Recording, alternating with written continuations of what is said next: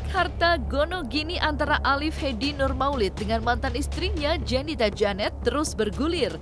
Jenita yang kini tengah menikmati kebahagiaannya pasca menikah dengan seorang pengusaha Danu Sofyan turut membuat mantan suaminya ikut bahagia. Namun, persoalan harta gono gini yang menjadi perdebatan kemarin tak kunjung ada titik temu. Ya, di tengah persoalan harta gono gini yang kini masih dalam persidangan, Alif mengaku justru merasa terjebak lantaran melihat Jenita Janet dan suami barunya menikmati harta gono gini yang berupa rumah dan mobil yang menurut Alif sampai saat ini menjadi harta bersama dan belum selesai persoalan pembagiannya. Lantas, benarkah Alif juga kecewa lantaran persidangan mengenai harta gono gini semakin lama lantaran perwakilan pihak Jenita Janet tidak hadir di persidangan? Ya alhamdulillah dia sudah menemukan kebahagiaannya dia kan, seperti yang selalu dia ucapkan di dalam pernikahan kami kan, dia sudah ingin bahagia gitu. Saya dulu belum tahu maksudnya apa, tapi ya masih berjalan gitu, masih berjalan karena memang seperti saya selalu ucapkan bahwa apapun yang didapatkan dalam pernikahan itu adalah harta bersama gitu kan. Jadi apalagi saya memulai semuanya dari nol dengan Janet, saya juga ingin menepis anggapan orang-orang bahwa memang anggapan itu dikondisikan oleh Janet supaya saya itu seolah-olah tidak bekerja, saya seolah-olah tidak ada andilnya dalam karirnya dia gitu kan. Jadi semua orang sekarang hampir rata-rata orang membuli saya kan, menjatuhkan saya. Jadi saya ingin klarifikasi bahwa semuanya itu salah. Saya merasa terjebak aja. Iya, merasa terjebak. Kenapa tuh? Ya karena kan gini ya. Ini pertama Janet yang minta cerai. Ya. Satu. Dalam gugatannya ada dicantumkan bahwa harta gono gini akan dibicarakan secara kekeluargaan. Oke, waktu itu saya awalnya tidak ada kepikiran untuk gono gini, ya udahlah. Saya bilang dia emang udah nggak mau sama saya, udah saya pergi dari rumah, saya bawa motor, udah that's it. Cuma setelah Bang Opan bilang bahwa apapun yang didapatkan dalam pernikahan itu adalah harta bersama yang harus dibagi sama rata. Satu poinnya itu, saya udah mulai berpikir, oh ya udah. Tapi saya belum ngajuin apapun loh gitu kan. Setelah saya lihat bahwa Janet di sosial media dia posting dengan calon suaminya waktu itu, kemudian memperkenalkan dia sebagai calon suaminya ke orang tuanya, dan mereka kemana-mana pakai aset kami, pakai mobil kami, pakai tempat tinggal kami di Bandung dan sebagainya. Jadi saya pikir kok nggak adil ya gitu. Maksudnya dulu perjuangin semuanya dengan saya, tapi menikmatinya dengan orang lain, dengan laki-laki lain. Siapa yang 30%? Siapa Saya 30%? 30%. Mas Alif 30%. Bilang, udah saya cukup 30% aja kok, saya bilang. Kita sepertiganya aja. Janet nggak mau dibagi. Janetnya nggak mau dia sama sekali nggak mau ngebagi apapun. Intinya sih itu, dia sama sekali nggak bagi apapun karena dia merasa semuanya kerja kerasnya dia. Kendalanya kayak contoh terakhir, lawyernya nggak datang. Janetnya mau siap-siap mau nikah kan, terus lawyernya juga nggak datang. Akhirnya ditunda lagi sebulan. Itu yang bikin lama sebetulnya. Dan itu juga sebenarnya kerugian buat dia juga. Karena apa? Karena saya akan terus bicara di media.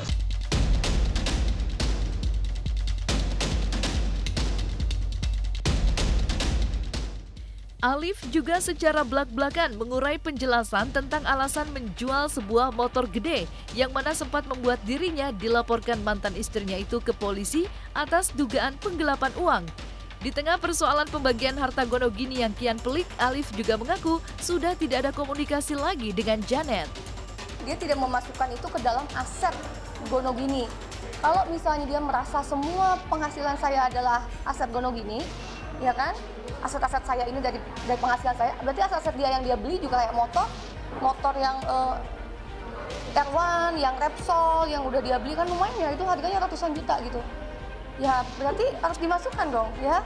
Dan sekarang mana kok dia nggak masukin ke catatan itu, masukin ke harta gono gini gitu loh. Jadi kemana barangnya gitu, mana sekarang? Gini ya,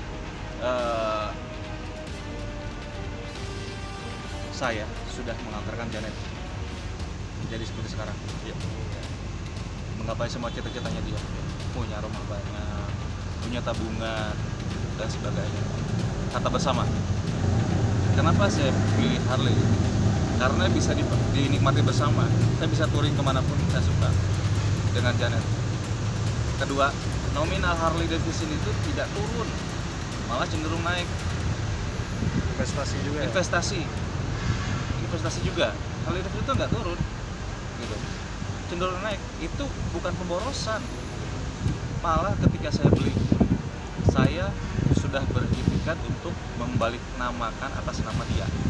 Nggak ada. Baru komunikasi Ada. sama sekali. Dia- Ucapin juga enggak Dia kemarin. memutuskan semua komunikasi. Bahkan dengan orang dekat saya juga dia memutuskan komunikasi.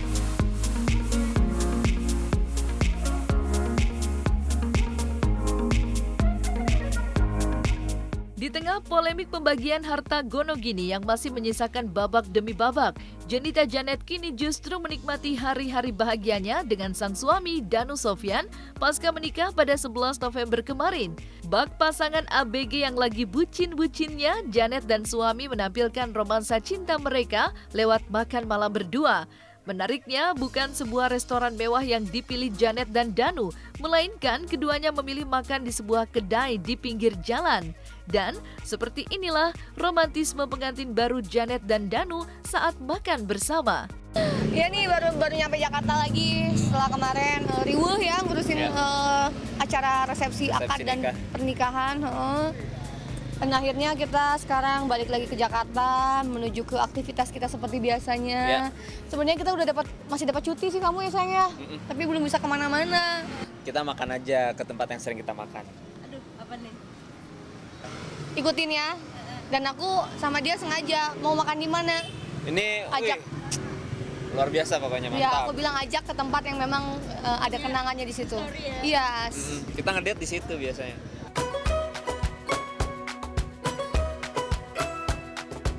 Kita kalau makan ini kalau lagi rame di sini di mobil makannya, jadi diambilin ke sana si masnya yang suka nganterin.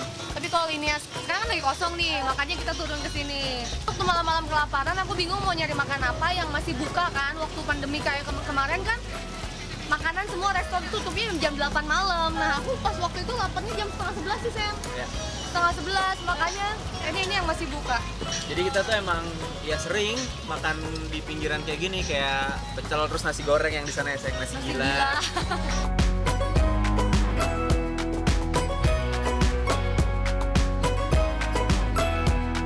Sama aku. Yang aku.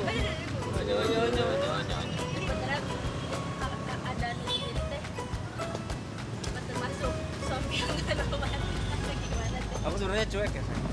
Itu sebenarnya cuek banget, tapi nggak tahu ya semenjak mungkin apa yang dulu pernah dia alamin, cuek itu ternyata bisa bikin orang apa ya, memberi kesempatan untuk orang lain ya, memberi kesempatan untuk orang lain untuk memberikan perhatian gitu kan. Makanya dia selalu wah jangan sampai nih ada orang lain yang ngasih perhatian sama aku. Jadi dia bener-bener dari pas nikah nih bener-bener nunjukin banget gitu.